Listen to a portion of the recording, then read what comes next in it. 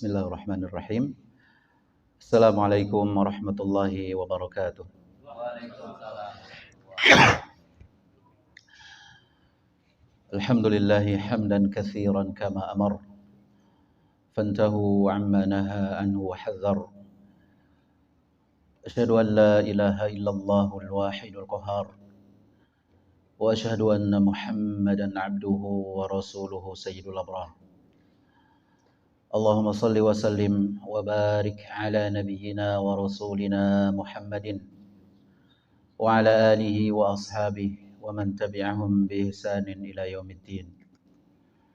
Allahumma anfa'na bima 'allamtana wa 'allimna ma yanfa'una wa zidna 'ilma. Amma ba'd. Hadirin para ibu-ibu, bapak-bapak dan santriwati yang dimuliakan Allah Subhanahu wa taala.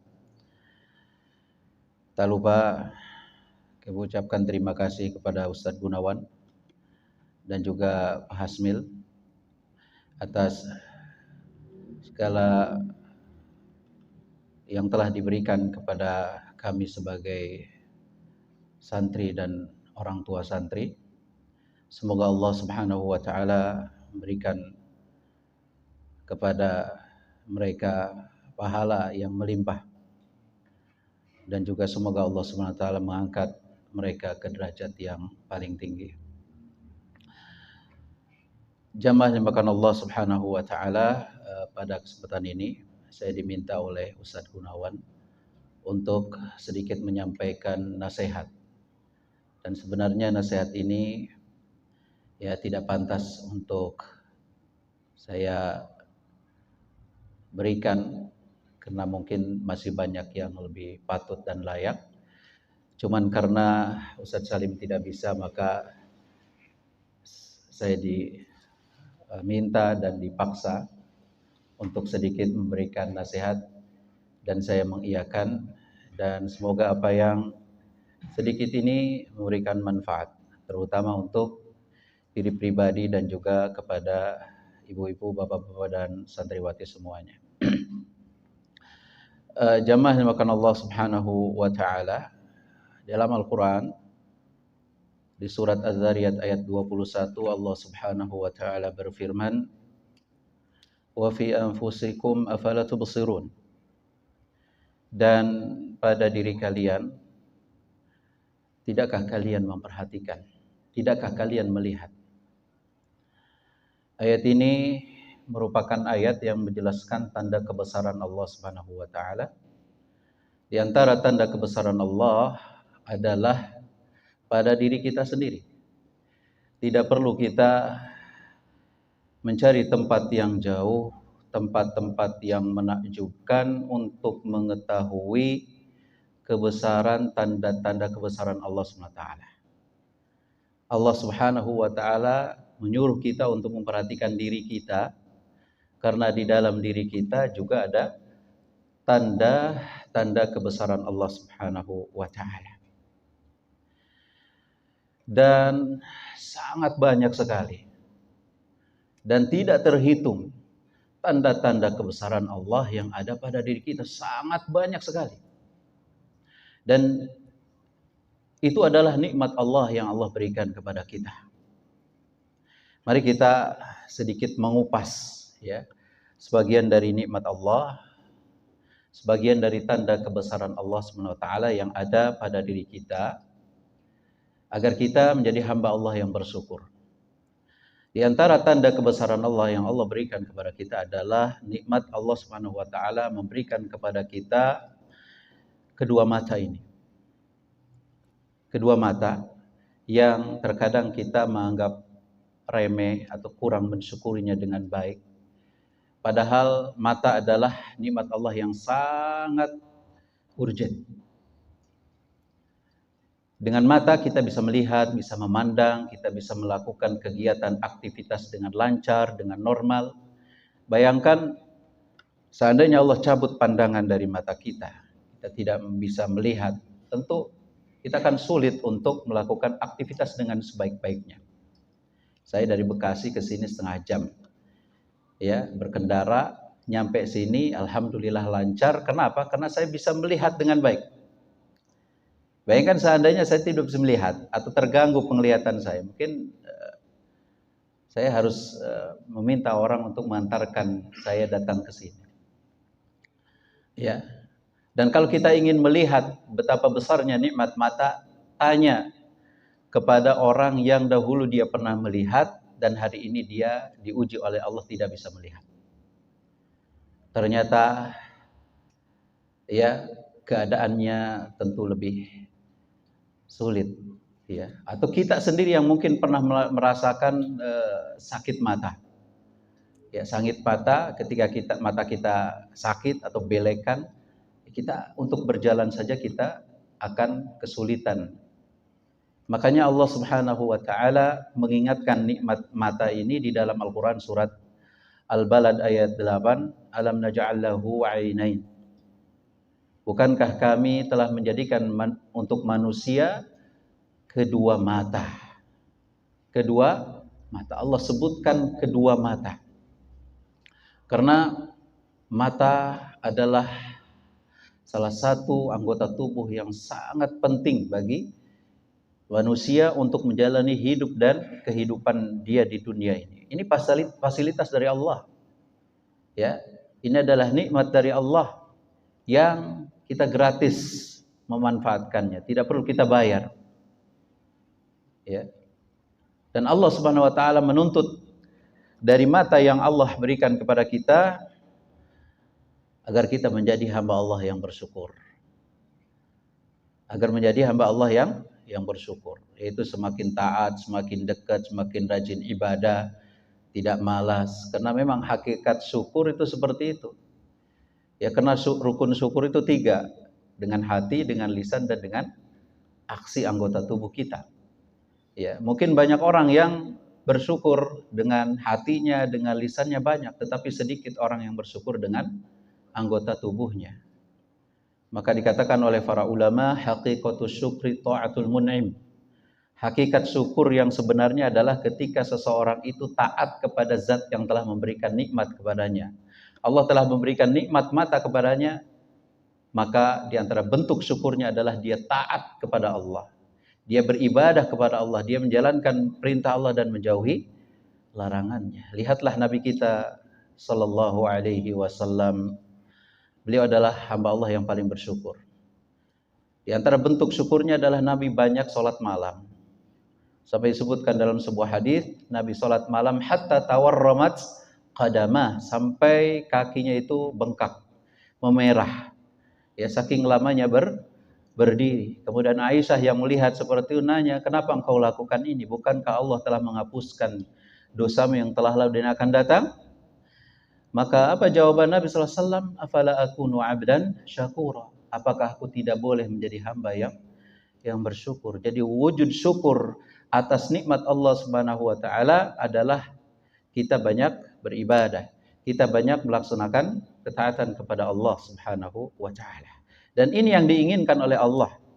Allah Subhanahu wa taala berfirman dalam Al-Qur'an, wallahu akhrajakum min butuni ummahatikum la ta'lamuna syai'a wa ja'ala lakumus sam'a wal absara wal af'idata la'allakum tashkurun. Allah yang telah mengeluarkan kalian dari perut ibu kalian, dalam kalian tidak mengerti apapun, tidak punya ilmu sedikit pun, lalu Allah sediakan fasilitas apa? Pendengaran, penglihatan, hati, la'allakum tashkurun, agar kalian bersyukur kepada Allah Subhanahu wa taala. Namun nyatanya walaupun manusia itu banyak diberikan nikmat, namun mereka masih banyak yang tidak bersyukur, masih banyak yang kufur. Wa ataakum min kulli ma sa'altumuh wa in ta'uddu ni'matallahi la tuhsuha innal insana ladzalumun kafar. Sesungguhnya manusia itu sangat zalim dan sangat ingkar dengan nikmat Allah Subhanahu wa taala. Kemudian jamaah yang dimakan Allah Subhanahu wa taala, apa wujud syukur dengan mata? Bagaimana mengaplikasikan syukur dengan mata kita? Setidaknya nanti akan saya sebutkan kurang lebih 5. Yang pertama adalah menjadikan mata yang Allah berikan kepada kita ini untuk takwa, untuk mendekatkan diri kepada Allah SWT. Karena mata kita akan ditanya, inna sam'a wal basara wal fuada kullu ulaika kana anhu mas'ula. Sungguhnya pendengaran, penglihatan, hati semuanya akan ditanya oleh Allah SWT, dimintai pertanggungjawabannya. Apakah mata ini digunakan untuk maksiat, untuk berbuat dosa, ya, atau justru digunakan untuk mendekatkan diri kepada Allah SWT. Apa bentuk kita menggunakan mata ini untuk taat kepada Allah SWT? Di antaranya adalah untuk membaca Al-Quran. Untuk membaca Al-Quran. Sempatkan dalam satu hari kita membuka mushaf, melihat mushaf, membaca Al-Quran dari mushaf. Walaupun boleh kita membaca Al-Quran dari hafalan, tetapi membaca Al-Quran melalui mushaf punya keutamaan tersendiri. Ini disebutkan oleh para ulama. Bahkan ulama sampai khilaf, mana yang lebih utama, seseorang membaca Al-Quran langsung dengan mushaf atau di hafalan. Jumhur ulama mengatakan membaca Al-Quran dengan melihat mushaf itu lebih utama ketimbang membaca Al-Quran dengan hafalan. Ini pendapat jumhur. Namun ulama lain berbeda pendapat, seperti Ibnu Katsir mengatakan yang menjadi patokan keutamaan adalah sejauh mana dia bisa mentadabburi Al-Quran. Kalau dia membaca Al-Quran, lebih mentadabburi Al-Quran dengan melihat mushaf, maka itu lebih utama. Namun kalau dia membaca Al-Quran tanpa mushaf dan itu lebih bisa mentadabburi, ini lebih utama. Jadi yang pertama, menggunakan mata untuk membaca Al-Quran. Ini diantara bentuk syukur kita dengan nikmat mata. Bahkan Al-Imam Ibnul Jauzi rahimahullahu ta'ala, ketika beliau menafsirkan firman Allah, wa qala ar-rasul ya rabbi inna qaumi ittakhadhu hadzal qur'ana mahjura. Rasul berkata, wahai Rabbku, sesungguhnya kaumku telah menjadikan Al-Quran sesuatu yang ditinggalkan, sesuatu yang tidak diberikan perhatian, sesuatu yang diboikot. Sungguhnya kaumku telah memboikot Al-Quran. Sesungguhnya kaumku telah menjadikan Al-Quran sesuatu yang ditinggalkan. Al-Imam Ibnul Jauzi ketika menafsirkan ayat ini berkata, wa yanbaghi liman kana 'indahu mushaf an yaqra'a fihi ayatin yasiratin kulla yaumin li'alla yakuna mahjura.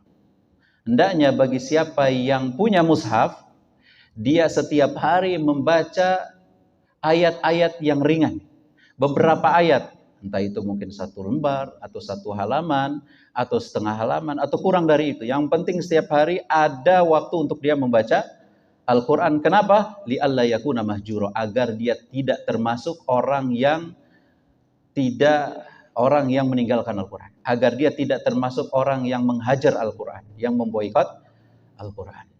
Dan dahulu di zamannya Imam Ibnul Jauzi, mushaf itu sesuatu yang sangat langka, sesuatu yang sangat berharga, sesuatu yang sangat mahal. Kalau orang ingin dapat mushaf, maka dia harus mengeluarkan uang yang banyak.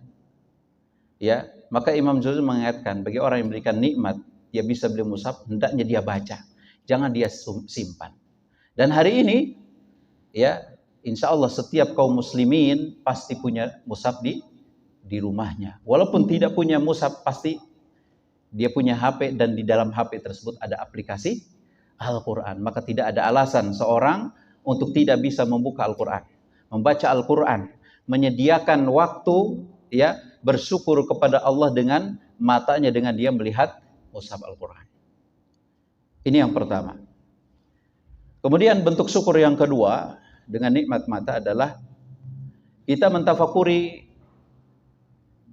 penciptaan Allah terhadap langit dan bumi dan alam semesta ini. Kita melihat, memperhatikan. Yang kemudian muncul rasa takjub, rasa syukur, kemudian rasa takutnya kepada Allah SWT. Allah SWT firmankan di akhir surat Ali Imran, inna fi khalqis samawati wal ardh wa ikhtilafil laili wan nahari la ayatin liulil albab. Sesungguhnya dalam penciptaan langit dan bumi dan pergantian siang dan malam ada tanda-tanda kebesaran Allah bagi orang-orang yang berakal. Alladzina yadhkuruna Allaha qiyaman wa qu'udan wa 'ala junubihim wa yatafakkaruna fi khalqis samawati wal ardh. Itu orang-orang yang senantiasa berzikir kepada Allah dalam keadaan berdiri, duduk, berbaring, wa yatafakkaruna fi khalqis samawati wal ardh. dan mereka memikirkan penciptaan langit dan bumi. Jadi mereka melihat, dengan melihat mereka memikirkan begitu besarnya ciptaan Allah, begitu menakjubkannya firman Allah. Kemudian dari situ muncul keimanan kepada Allah. Rabbana ma khalaqta hadza batila. Wahai Rabb kami, sesungguhnya Engkau tidak menciptakan ini semua sia-sia. Subhanaka faqina azaban nar. Maha suci Engkau, sungguhnya Maha suci Engkau, maka jauhkanlah kami dari azab api neraka. Kita diperintahkan oleh Allah untuk melihat, memperhatikan alam semesta ini.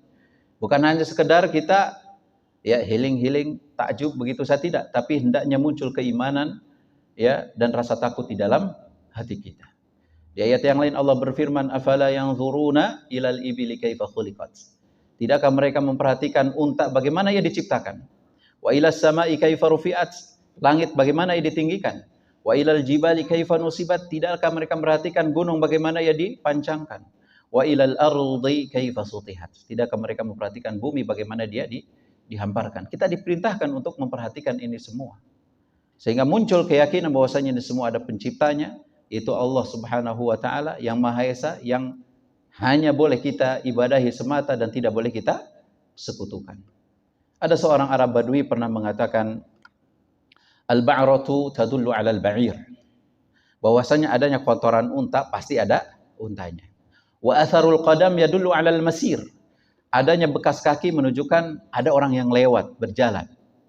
Fasama'un dzatu abraj wa ardun dzatu fijaj wa biharun dzatu amwaj ala yadullu 'alas sami'il basir.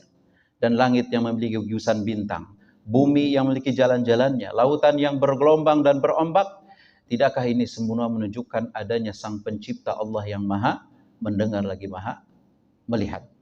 Ini yang kedua. Jadi kita melihat, memandang ciptaan Allah, kemudian kita bersyukur kepada Allah, kita mengagungkan Allah Subhanahu wa taala, dan muncul rasa takut di dalam hati kita. Semoga Allah menyelamatkan kita dari siksa api neraka. Kemudian bentuk syukur yang ketiga dengan mata adalah hendaknya kita ya sempatkan mata ini untuk bisa menangis, bersimpuh di hadapan Allah Subhanahu wa taala karena takut kepadanya. Mari kita tanya diri kita masing-masing, pernahkah dalam kehidupan kita ini, kita yang mungkin umurnya udah 40, udah 50 mungkin, ya, pernahkah sekali saja kita menangis? Bukan menangis karena sakit ya, bukan menangis karena jatuh, bukan menangis karena hilang, menangis karena takut kepada Allah Subhanahu wa taala. Karena mata yang menangis karena takut kepada Allah, maka mata ini akan dijamin tidak akan tersentuh api neraka. Kata Nabi sallallahu alaihi wasallam, "Ainani la tamassuhuman nar." Ada dua mata yang tidak akan disentuh sama sekali oleh api neraka. Yang pertama, ainun bakat min khasyatillah. Yang pertama adalah mata yang menangis karena takut kepada Allah. Takut kepada Allah, takut dengan azabnya, takut karena dosa dan maksiat yang telah dilakukannya di masa lalu. Kemudian yang kedua adalah wa ainun batat tahrusu fi sabilillah. Yaitu mata yang terjaga di jalan Allah SWT, di medan peperangan, di medan jihad. Ini bentuk syukur yang ketiga, yaitu menggunakan mata kita atau menjadikan mata kita menangis karena takut kepada Allah SWT. Kemudian yang keempat, bentuk syukur dengan kedua mata adalah tidak menggunakan mata untuk bermaksiat kepada Allah, untuk melihat gambar-gambar, ya, foto-foto, video-video yang haram, video-video yang dilarang oleh syariat. Maka oleh karena itu Allah Subhanahu wa taala mengingatkan di dalam Al-Qur'an agar kaum mukminin bisa menundukkan pandangan mereka dari perkara-perkara yang haram. Allah Subhanahu wa taala berfirman, "Qul lil mu'minin yaghuddu min absarihim wa yahfazu furujahum, dzalika azka lahum, innallaha khabirum bima yasnaun." Wa qul lil mu'minat yaghdudna min absarihinna wa yahfazna furujahun.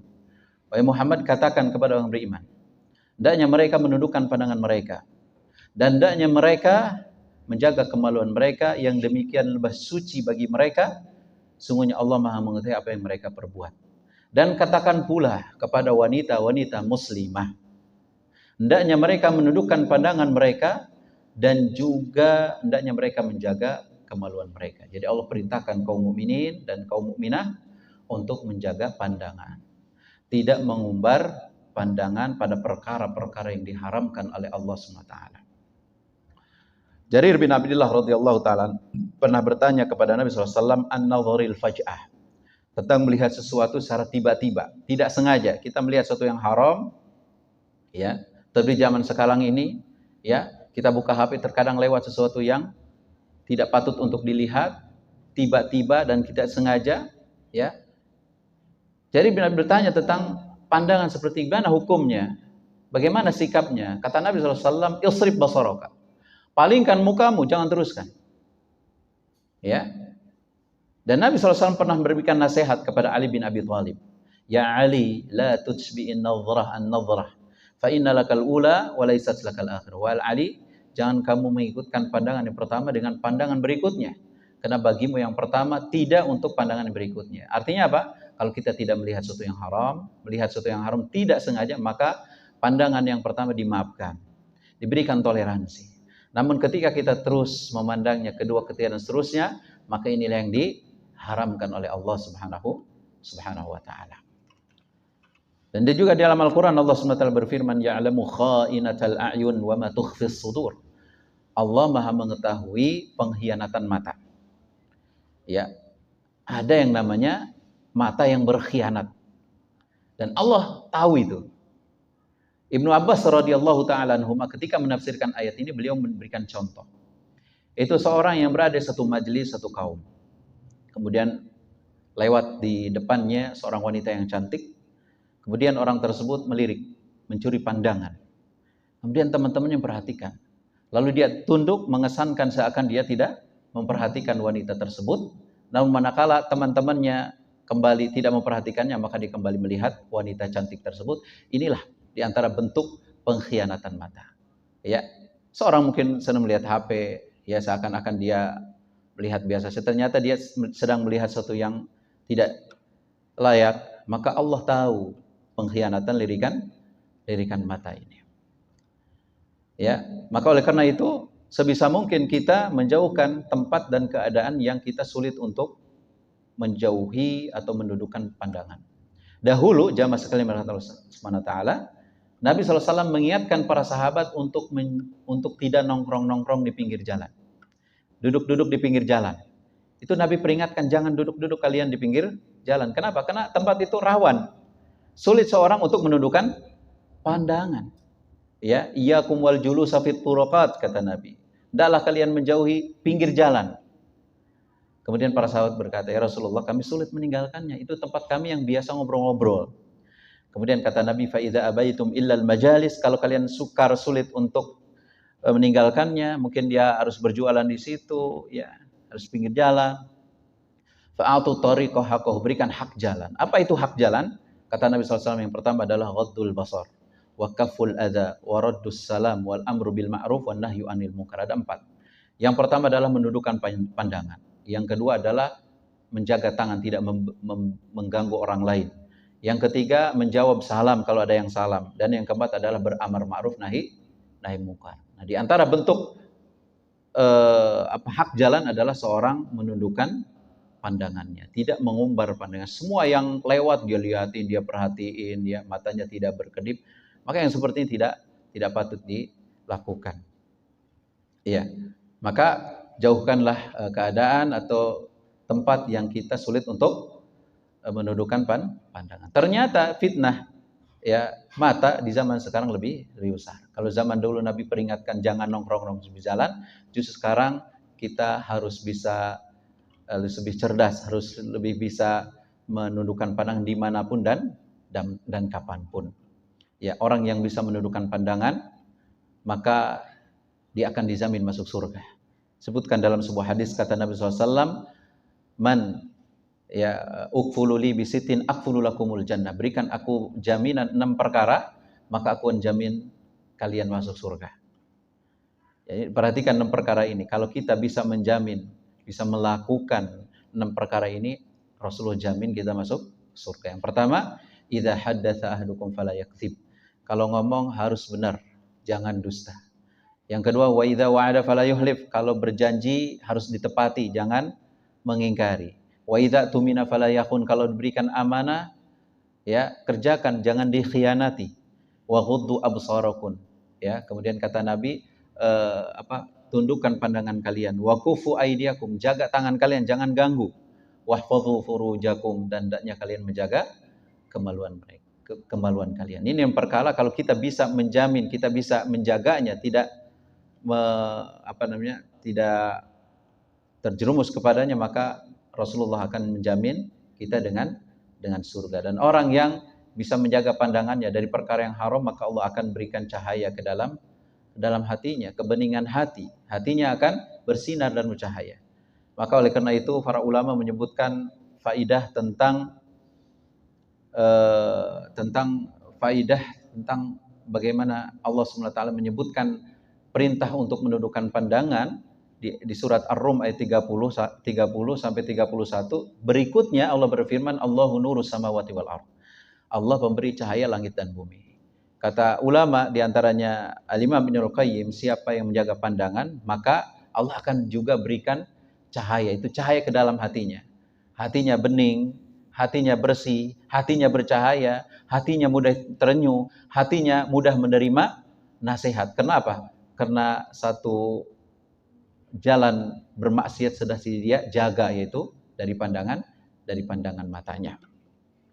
Kemudian yang terakhir, jamaah sekalian yang dimuliakan Allah SWT, di antara bentuk syukur kita dengan kedua mata adalah kita tidak memandang dunia ini dengan gemerlapnya secara berlebihan. Tidak terus-menerus update dengan kemajuan zaman ini. Ya. Karena seseorang yang berlebihan melihat dunia, berlebihan melihat kemajuan, ya, update dengan kemajuan dunia dan gemerlapnya, sehingga ia lupa dengan akhirat, maka ini adalah pandangan yang dibenci oleh Allah SWT. Allah SWT berfirman, wala tamuddanna 'ainaika ila ma matta'na bihi azwajan minhum zahratal hayatid dunya linaftinahum fih wa rizqu rabbika khairun wa abqa. Dan janganlah kalian panjangkan kedua matamu pada kenikmatan yang kami berikan kepada sebagian mereka sebagai bunga kehidupan, untuk kami uji mereka. Wa rizqu rabbika khairun wa abqa, dan rizki Rabbmu, karunia Rabbmu di akhirat itu lebih baik dan lebih kekal. Jadi Allah melarang kita untuk terus mantengin, ya, gemerlapnya dunia, ya, tapi kita lupa dengan akhirat. Padahal akhirat ini khairu wa abqa, lebih baik dan lebih kekal. Maka oleh karena itu Syekh Muhammad bin Shalih Al-Utsaimin memberikan nasihat kepada kita. Kalau kita melihat nih, ada orang yang mungkin rumahnya megah, mobilnya mewah, terus update dengan dunianya, sehingga kita iri dan kita lupa dengan kenikmatan akhirat yang sesungguhnya, maka ucapkanlah Allahumma labbaik, labbaika Allahumma la aisha illa aisyul akhirah. Ya Allah, aku berusaha memenuhi panggilanmu. Tidak ada kehidupan yang hakiki kecuali kehidupan yang ada di akhirat. Ya, ketika kita melihat ada orang yang HP-nya gonta-ganti, mobilnya, motornya gonta-ganti, ya, kita iri, kita lupa dengan akhirat, maka ucapkanlah Allahumma la aisha illa aisyul akhirah. Ya Allah, tidak ada kehidupan yang hakiki kecuali kehidupan akhirat nanti. Demikian mungkin jamaah yang dimuliakan Allah SWT apa yang saya bisa sampaikan pada kesempatan hari ini. Ya, ini adalah nasihat untuk diri pribadi terkhusus dan juga kepada bapak-bapak, ibu-ibu dan santriwati semuanya. Mudah-mudahan bermanfaat dan mudah-mudahan bisa menambah iman kita. Wassallallahu ala nabiyyina Muhammad wa akhiru da'wana alhamdulillahi rabbil alamin.